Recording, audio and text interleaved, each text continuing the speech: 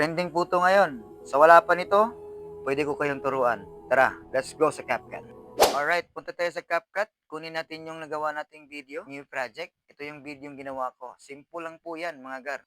Yan po ang unang clip. At ito yung pangalawa, Whale Shark.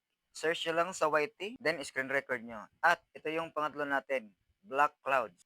Okay, yan po yung tatlong gagamitin natin na clip. Alright, bago tayo mag-umpisa, aspect ratio dapat naka 9:16 tayo. Tap lang natin yung check. Okay, umpisa na tayo. Tap na natin yung second clip, then ilalaglag natin. Hanapin na natin yung overlay sa baba. Okay, tap natin. Then ngayon, hilahin natin siya sa unahan. Okay, ngayon, dalhin natin yung na-overlay natin. Tap lang natin. Tapos, iusog natin sa taas. Okay? Madali lang po to mga gar. Promise.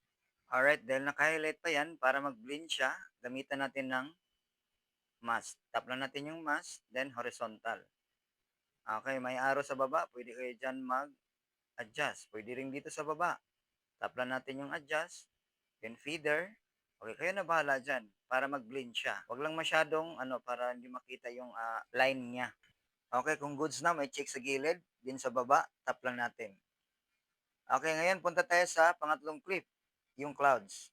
Okay, tap natin yan. Then, i-overlay natin yan mga gar. Okay, tap lang natin yung overlay.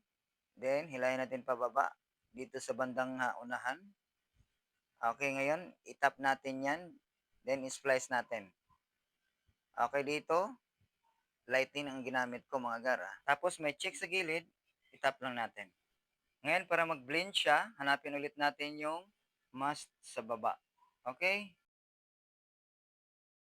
Okay, tap lang natin yung mask. Then, rectangle ang gamitin natin.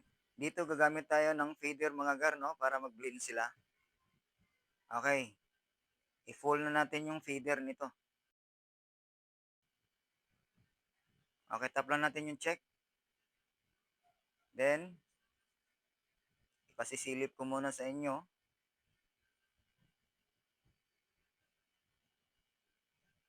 Tapos balik tayo, may triangle sa baba. Tap lang natin. Ngayon, yung min clip natin, itap natin, magduduplicate tayo mga gar. Make sure na pag may mga overlay tayo mga gar, at gumagamit tayo ng mask, dapat magduplicate tayo. Ngayon, ilaglag natin yung na-duplicate natin. Then, hilahin natin sa baba. Then, dito sa unahan. Tapos, itap natin yung nasa baba, yung na-duplicate natin. Then, i-remove BG natin siya. Pwedeng custom, pwedeng auto-removal. Yung akin, auto-removal. Okay? Pag na-apply na siya, maging green check yan. Pag na-green check na yan, tap na natin yung check sa gilid. Okay?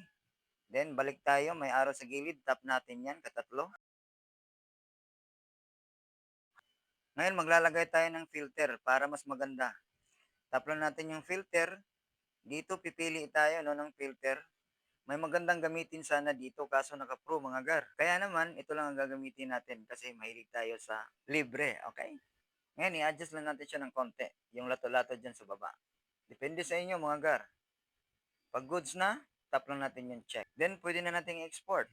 Kung bago ka pa sa tutorial ko, pwede mo akong ihag para updated ka. Okay. Siyempre, kung nakatulong ako sa inyo, pa-share naman ng video para makatulong tayo sa iba. Oo nga, no? Eto na po ang result.